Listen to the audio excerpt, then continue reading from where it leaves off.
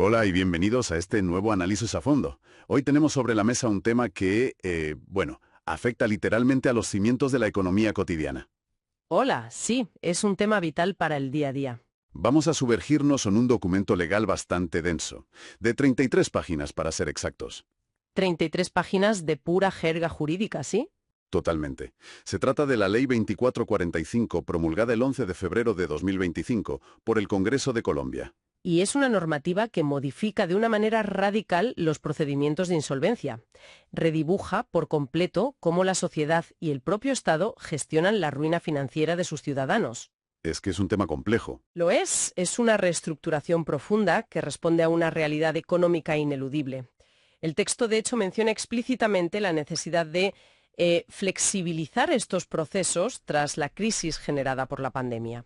Claro, las secuelas económicas dejaron a miles de personas en un callejón sin salida. Exacto. Y la misión de nuestro análisis de hoy es precisamente esa, descodificar este texto legal, apartar un poco la burocracia y extraer las pepitas de oro de conocimiento. Esa es la idea. El objetivo es entender cómo funciona este verdadero salvavidas financiero en la era pospandemia y por qué es una pieza clave en la estabilidad de cualquier economía moderna. Vale, vamos a desgranar esto. Porque cuando oímos hablar de ley de insolvencia o de bancarrota, la mente suele saltar a imágenes de grandes corporaciones multinacionales quebrando. Ya, los típicos ejércitos de abogados de traje. Eso es. Y procesos que duran décadas en los tribunales. Pero esta ley tiene propósito radicalmente distinto, ¿verdad? Busca proteger al ciudadano común, al trabajador independiente, al pequeño emprendedor. Así es. Pero, a ver, ¿cuál es el motor real, la esencia filosófica que impulsa esta normativa en concreto? Pues mira, la esencia se encuentra cristalizada en el artículo 531. El objetivo de la ley no es, como muchos críticos podrían argumentar erróneamente, establecer un mecanismo para perdonar deudas por mero capricho. Ni para fomentar la irresponsabilidad financiera. Exactamente. El fin último es el reintegro a la economía productiva nacional de aquellas personas que han sufrido un quebranto económico severo. Rescatarlos, básicamente. Sí, se busca la normalización de sus relaciones crediticias, ya sea mediante acuerdos de pago realistas o, en el peor de los casos, la liquidación ordenada de su patrimonio. Pero, ojo, todo esto pivota sobre un concepto vital y absoluto en el derecho civil: ¿Cuál es? la presunción de la buena fe. Es decir, el sistema asume de entrada que el deudor no está intentando estafar a nadie, sino que genuinamente ha fracasado en sus finanzas. Eso es. Se asume que el deudor actuó de buena fe y cayó en desgracia por circunstancias del mercado, de la vida o de la pandemia. Al mismo tiempo, claro, la ley reconoce y protege la legítima expectativa del acreedor de cobrar su dinero, Lógicamente, los bancos también tienen que cobrar. pero siempre hasta donde sea materialmente posible, sin destruir la dignidad humana del deudor en el proceso. Es un equilibrio enormemente delicado, la verdad. Muy delicado. Y para entender a quién va dirigido realmente este salvavidas, tenemos que hablar de los artículos 1 y 2, porque traen un cambio inmenso respecto a legislaciones anteriores. Un cambio tremendo. Antes, la ley original estaba pensada casi en exclusiva para la figura de la persona natural no comerciante. Es decir, el empleado asalariado común. Exacto. Pero ahora, el ámbito de aplicación se amplía para incluir a una figura nueva y vital, el pequeño comerciante. Y es un cambio de paradigma brutal. Tradicionalmente, la línea divisoria entre el comerciante y el no comerciante definía a qué tipo de proceso de bancarrota se podía acceder. Claro, y los comerciantes, por muy pequeños que fueran, se veían abocados a procesos de insolvencia corporativa. Que están regulados por otras leyes muchísimo más complejas y costosas, pensadas para medianas o grandes empresas. Para el dueño de un pequeño puesto en el mercado, esos procesos eran inalcanzables. Totalmente inalcanzables. Ahora, la ley define con una precisión matemática quién entra en esta nueva y protegida categoría de pequeño comerciante. Y aquí están los detalles concretos que resultan tan reveladores. La norma establece que se considera pequeño comerciante a aquella persona que tenga activos totales inferiores a 1.000 salarios mínimos mensuales legales vigentes. Es una cifra considerable. Lo es, pero ojo a este dato memorable de la ley, porque es vital para comprender la magnitud de la protección. Para calcular el límite de esos 1.000 salarios mínimos, la ley excluye expresamente el valor de la vivienda familiar ¿Y del vehículo? y del vehículo que se utiliza como instrumento de trabajo. Resulta asombroso que el Estado proteja precisamente esos dos pilares. Es un detalle crucial para la supervivencia del individuo. Pensemos, por ejemplo, en el caso de un fontanero independiente. Vale. Si para calcular su patrimonio y permitirle entrar en este proceso simplificado se contabilizara el valor de su casa y de la furgoneta que usa para llevar sus herramientas, Lo más probable es que superaría el límite legal de activos. exactamente, quedaría excluido de esta vía rápida y abocado a un proceso corporativo ruinoso o directamente a la clandestinidad financiera. Al excluir de la ecuación la vivienda y la herramienta principal de sustento, el legislador asegura que la persona mantenga un nivel mínimo de operatividad y dignidad. Mientras reorganiza su desastre financiero. Eso es.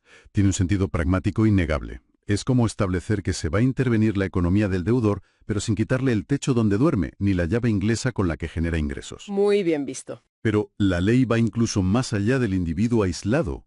Aborda una realidad social mucho más compleja, que son las familias. Lo fascinante aquí es cómo el artículo 539A introduce la figura de los deudores pertenecientes a un mismo núcleo familiar. En la práctica jurídica anterior, la cosa era un caos. ¿Por qué? Imagina un matrimonio que compartía deudas, tarjetas de crédito y quizá un pequeño negocio familiar que había fracasado. Cada cónyuge tenía que iniciar su proceso de insolvencia por separado. Con conciliadores distintos, me imagino. Claro.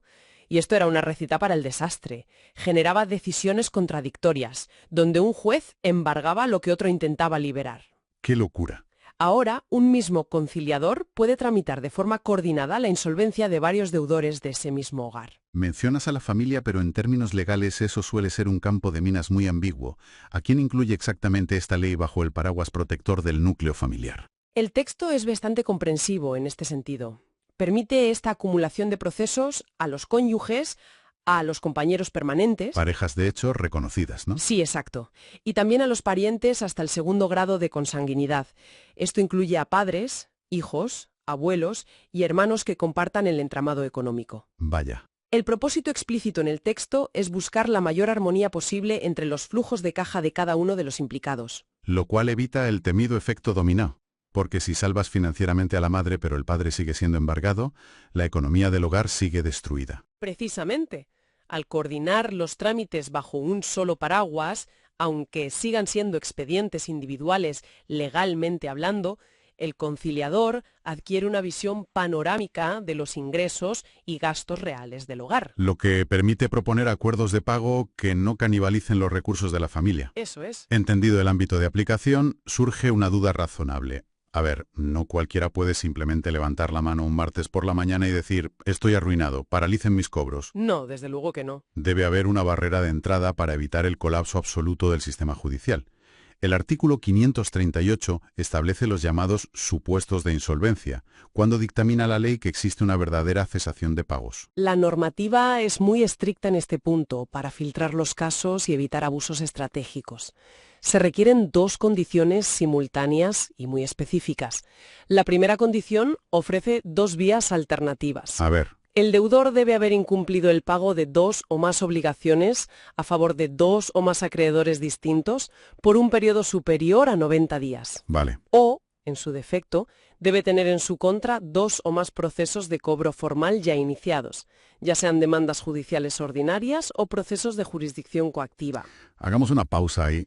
Para quienes no dominen el léxico jurídico, ¿qué implica exactamente un proceso de jurisdicción coactiva? Ese término técnico se refiere básicamente a cuando el propio Estado, ya sea la hacienda pública, una alcaldía o una entidad de tránsito, inicia un cobro forzoso por impuestos impagados o multas. Ah, vale. A diferencia de un banco que debe ir a un juez ordinario para demandar, el Estado tiene el poder coactivo de embargar directamente.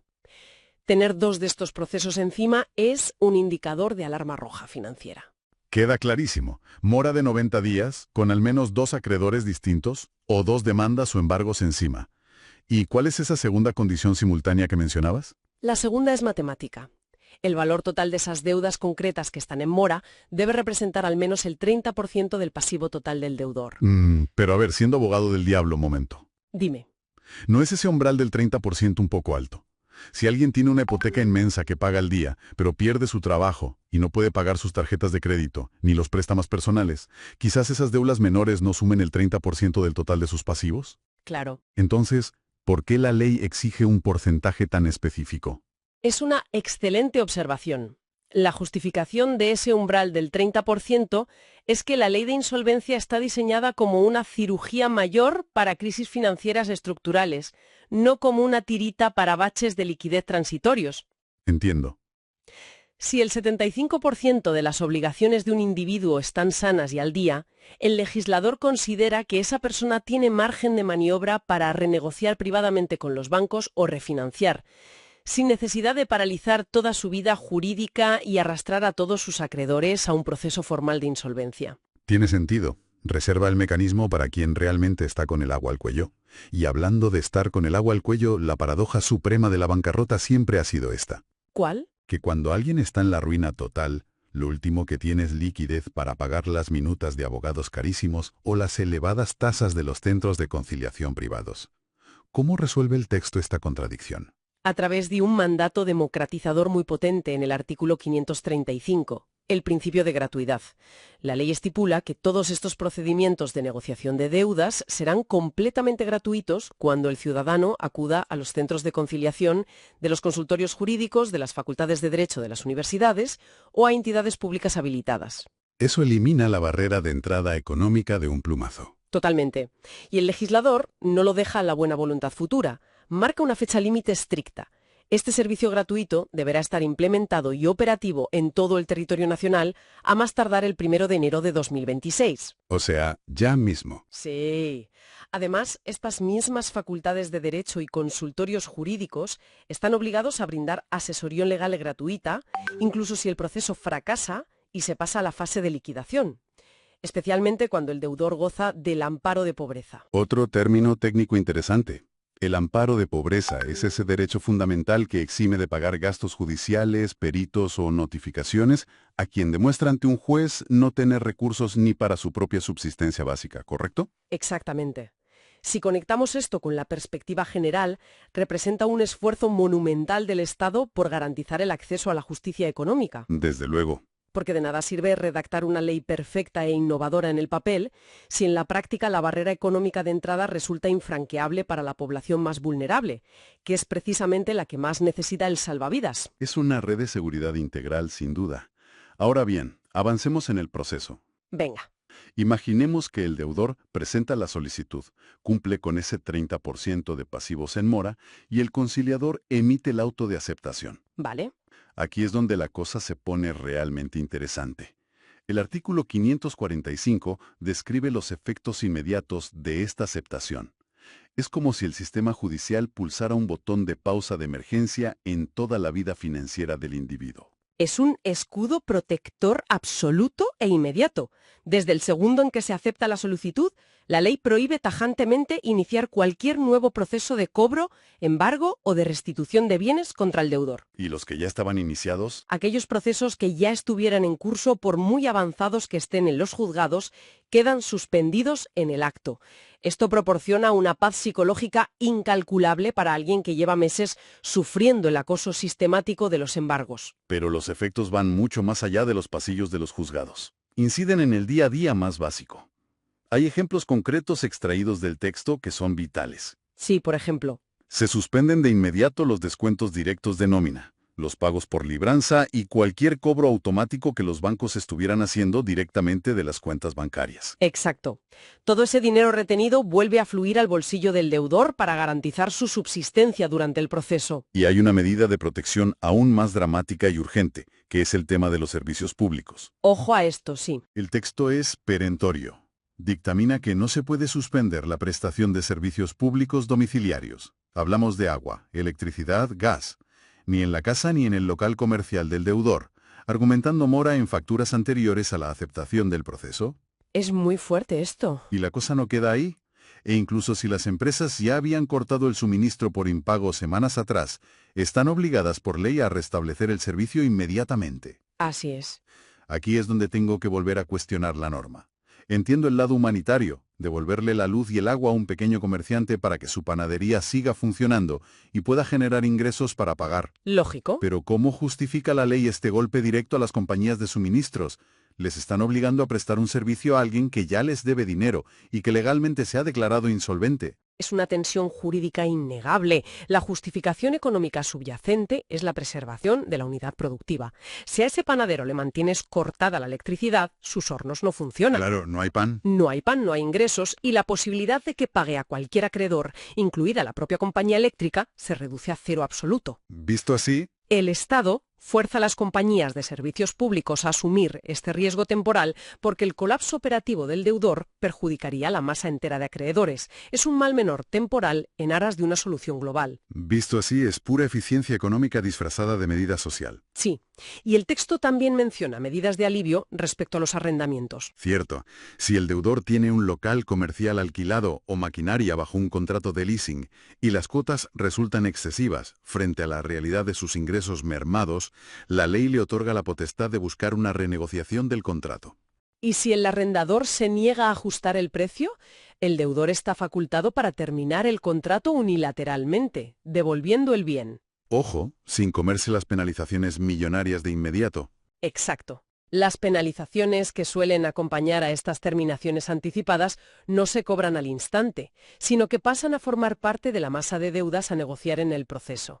Es una válvula de escape para rentas que asfixian la viabilidad. Con ese escudo protector activado, la cuenta bancaria liberada de embargos y los cobradores paralizados, el deudor por fin tiene espacio para respirar. Un respiro muy necesario. Pero claro, esta tregua no es eterna ni es un fin en sí mismo. Las llamadas telefónicas de cobro extrajudicial también están estrictamente reguladas en esta fase, ¿verdad? Sí. Porque cualquiera sabe que a veces, aunque haya una ley de por medio, las agencias de cobro siguen llamando y presionando. Totalmente. El legislador previó este escenario y ha dotado al artículo 545 de unos dientes muy afilados contra las prácticas de acoso extrajudicial. ¿Ah, sí? Sí. Si un acreedor o una agencia de cobros, habiendo sido notificada oficialmente del inicio de la insolvencia, sigue adelantando diligencias de cobranza telefónica o por correo, se enfrenta a un sistema escalonado de sanciones sumamente punitivo. Una especie de sistema de advertencias progresivas antes del garrotazo final. Tal cual. A la primera infracción, el conciliador emite un llamado de atención formal. Si hay reincidencia, una amonestación por escrito. Vale. Y a la tercera infracción, el castigo deja de ser simbólico y se vuelve puramente económico y doloroso. Se decreta la postergación del pago de la deuda de ese acreedor infractor. Para que quede claro a quien nos escuche. Postergar el pago significa que se le manda al final de la fila de acreedores, ¿cierto? Cobra el último, si es que queda dinero. Exactamente. Sus derechos de cobro se subordinan a los de todos los demás.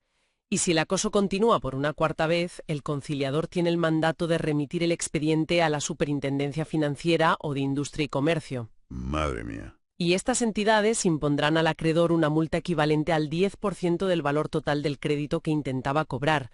Y por cada nuevo intento de cobro ilegal se sumará otra multa del 10% adicional. Es un mecanismo disuasorio brutal. Es un muro de contención absoluto. Con todo este ambiente de paz forzada, entramos de lleno en lo que la ley denomina la fase de negociación. Y aquí el reloj empieza a correr en contra de todos. El procedimiento tiene una duración estricta e improrrogable de base. 60 días hábiles desde que se acepta la solicitud. 60 días. Sí. Este plazo perentorio puede prorrogarse por 30 días adicionales si hay acuerdo de las partes, e incluso, en el caso específico de los pequeños comerciantes, hasta 90 días extra si existe un consenso mayoritario. Vale.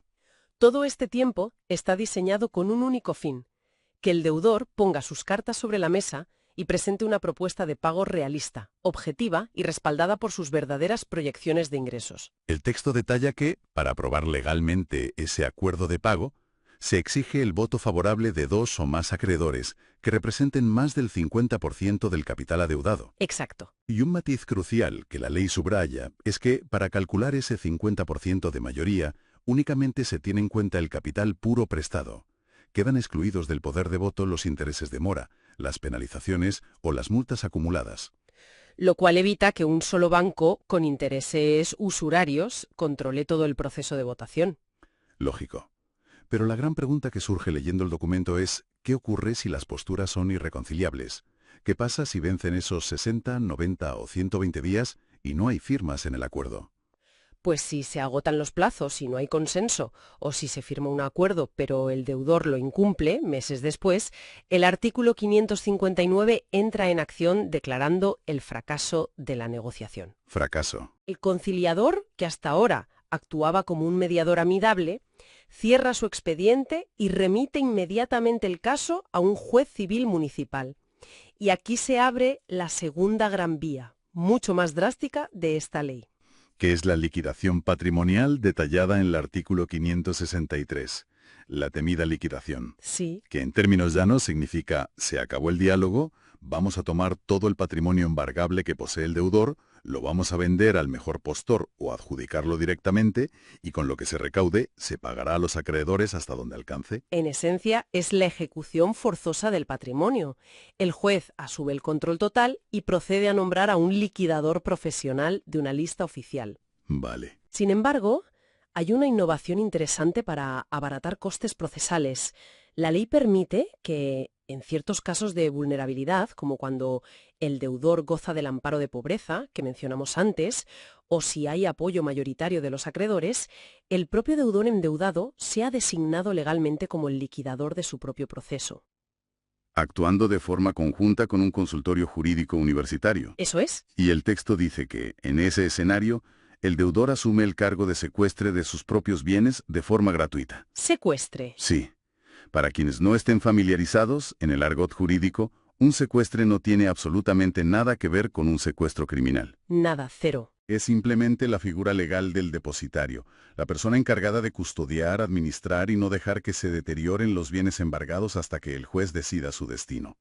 Al nombrar al propio deudor como secuestre, se ahorran los honorarios altísimos de contratar a un administrador externo. Exactamente. Una vez nombrado el liquidador, se levanta un inventario exhaustivo y valorado de todo lo que posee el ciudadano. ¿Y qué entra ahí? Se integran a la masa de liquidación las cuentas bancarias, los vehículos, los inmuebles, las inversiones, todo lo susceptible de valor económico. Pero aquí nuevamente la ley interviene para proteger el núcleo duro de la supervivencia familiar. Volvemos a la protección. Sí, quedan absoluta y radicalmente excluidos de esta masa de liquidación los bienes que pertenezcan exclusivamente al cónyuge, la ropa, el lecho, las herramientas indispensables de trabajo Lo básico. y, fundamentalmente, los inmuebles que estén constituidos legalmente como patrimonio de familia inembargable o afectados a vivienda familiar. Ese concepto de patrimonio de familia inembargable es una figura jurídica muy arraigada que blinda la casa donde residen los hijos menores, impidiendo que los bancos puedan tocarla por deudas ordinarias de los padres. ¿Correcto? Lo que no está protegido por estas excepciones entra a la masa, se vende y el dinero recaudado se distribuye respetando una jerarquía de pagos milimétrica dictada por el Código Civil. Y en esa jerarquía hay una norma inquebrantable. Siempre se priorizan las obligaciones de tipo alimentario, las deudas por cuotas de alimentos debidas a hijos menores de edad o a dependientes incapaces están en la cúspide absoluta de la protección jurídica. Son sagradas. Se pagan primero por encima de los bancos, por encima de los proveedores hipotecarios e incluso por encima de los impuestos que se le deban al propio Estado. Entonces, ¿qué significa todo esto al final? Llegamos a la última fase del ciclo. Se ha hecho el inventario, se han vendido los coches, los terrenos, se han vaciado las cuentas embargables. El dinero se ha repartido estrictamente según la ley. Vale. Pero, inevitablemente, como ocurre en la inmensa mayoría de las quiebras personales, el patrimonio vendido no alcanza ni de lejos para cubrir el 100% del pasivo acumulado. Queda un saldo millonario sin pagar. Entramos así en la sección 5 del documento. El verdadero clímax de la ley. El borrón y cuenta nueva. Este es, sin lugar a dudas, el impacto más monumental y transformador de la Ley 2445, cristalizado en el artículo 571 bajo el título de Efectos de la adjudicación. Efectos de la adjudicación. La ley dictamina con contundencia que, una vez ejecutada y finalizada la liquidación patrimonial, el saldo insoluto de las obligaciones, Es decir, esos millones que quedaron flotando sin poder ser pagados por falta de bienes. exacto, ese saldo muta jurídicamente a lo que el derecho civil denomina obligaciones naturales. Mutan a obligaciones naturales. Vamos a detenernos aquí, a subrayar y enmarcar este concepto, porque es la pieza de conocimiento más importante para comprender el impacto de este análisis. ¿Qué implica en la práctica real, en la calle, que una deuda bancaria pase de ser una obligación civil a ser una obligación natural? Pues mira, implica que la deuda pierde de manera instantánea y permanente todo su poder coercitivo legal. Ah, ¿sí? Para definirlo con precisión, una obligación natural es aquella que no otorga derecho legal para exigir su cumplimiento ante un tribunal, pero que si el deudor decide pagarla voluntariamente por motivos morales, el acreedor tiene derecho a retener el pago. Ya, ya.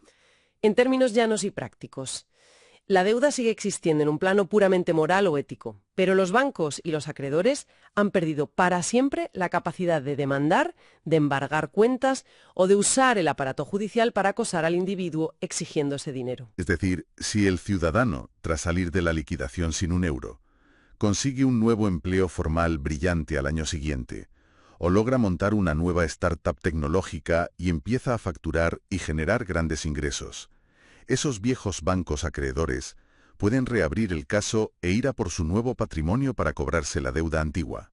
Absolutamente no. El texto del artículo 571 es cristalino en su prohibición. Los acreedores insatisfechos no podrán perseguir los bienes que el deudor adquiera con posterioridad al inicio del procedimiento de liquidación. La barrera es infranqueable. Totalmente. Representa un verdadero reinicio económico, un reseteo total del sistema financiero personal, para que la persona vuelva a emprender, a consumir y a producir riqueza sin tener que arrastrar cadenas de embargos de por vida. Increíble. Las únicas deudas que jamás mutan y jamás se extinguen de esta manera son las obligaciones por alimentos a menores que perseguirán al deudor hasta el final de sus días. Claro, de cajón.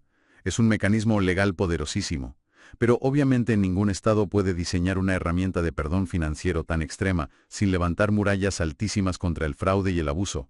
Nadie otorga un borrón y cuenta nueva si detecta que el sistema ha sido manipulado o que se ha intentado esconder patrimonio en paraísos fiscales o a nombre de terceros. Ni hablar.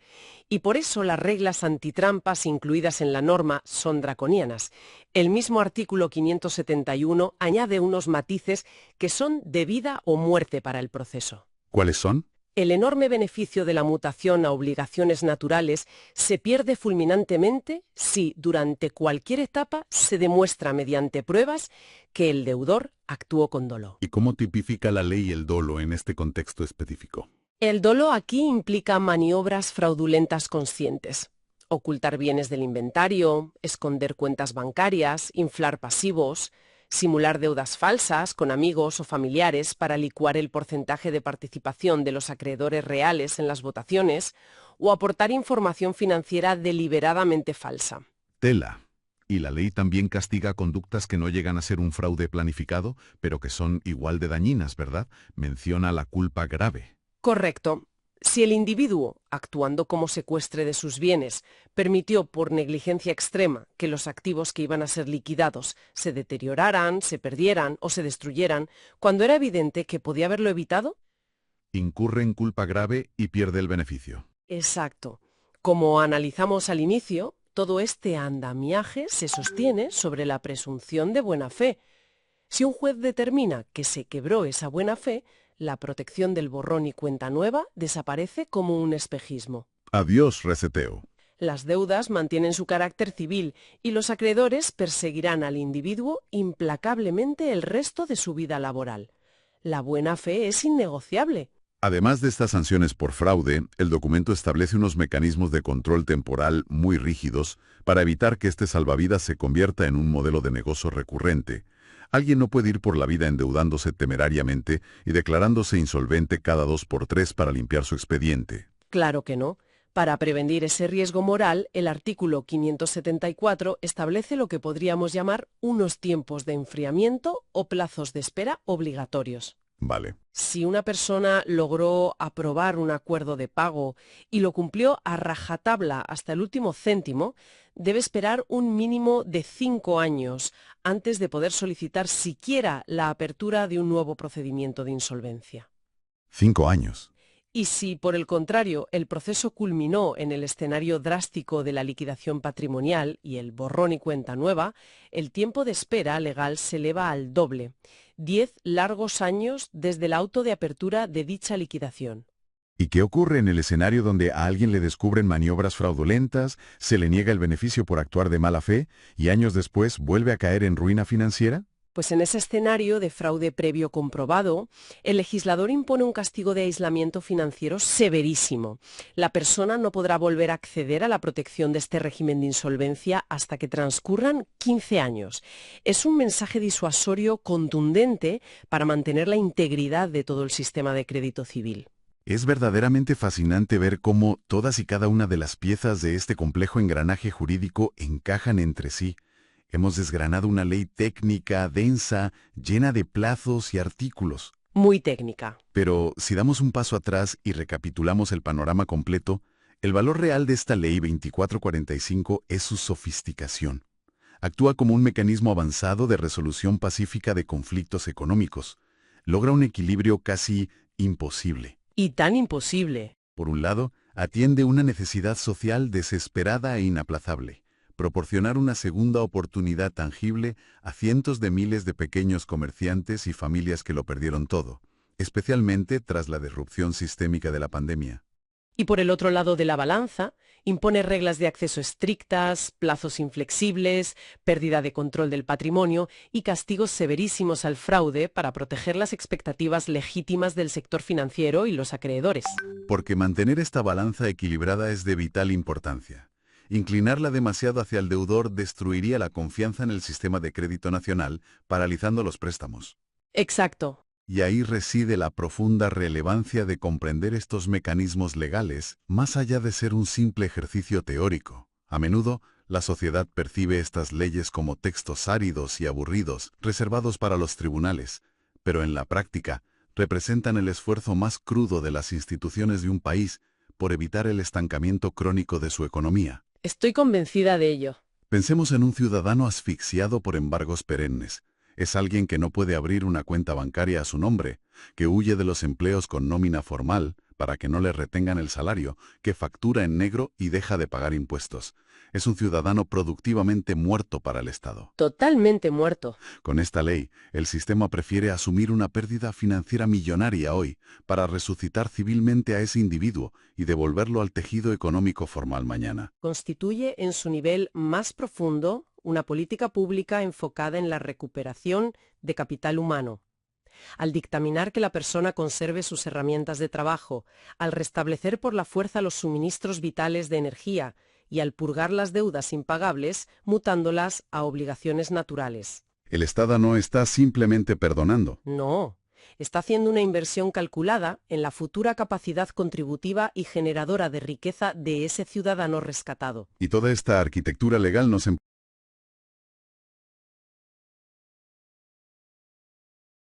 irremediablemente hacia un pensamiento final. Una idea provocativa que sobrevuela las 33 páginas de este documento, aunque el legislador nunca la expresa en voz alta. A ver. Si el marco normativo consolida y facilita que, de forma completamente lícita y regulada, deudas millonarias muten a obligaciones naturales eternamente incobrables una vez que el individuo entrega el patrimonio que le queda, es imperativo que cuestionemos el futuro del mercado. Desde luego. ¿Cómo transforma esta nueva realidad a largo plazo la psicología subyacente del crédito y del riesgo? Esto plantea una pregunta ineludible sobre el comportamiento del mercado financiero. Si el riesgo asimétrico final en escenarios de crisis sistémica recae ahora con mucha más fuerza y rapidez sobre los hombros del acreedor y no sobre la servidumbre perpetua del deudor. Exactamente. ¿Acabarán las grandes entidades financieras, los bancos y los prestamistas, cambiando de manera radical sus algoritmos, sus criterios de préstamo y sus niveles de confianza? Es muy probable. Si el sector bancario interioriza que, ante un colapso económico del cliente, el peor escenario posible para el deudor ya no es la ruina vitalicia, sino un reinicio garantizado por las leyes del Estado, es muy probable que las políticas de concesión de crédito se vuelvan muchísimo más excluyentes y exigentes. O quizás, en un giro paradójico, obligue a los bancos a involucrarse más íntimamente en la salud financiera de sus clientes, acompañándolos y renegociando antes de que caigan en los supuestos de insolvencia. Es un cambio de paradigma total en la delicada relación de poder entre quien presta el capital y quien lo recibe. Ahí queda para la reflexión. Un placer haber desgranado esto hoy.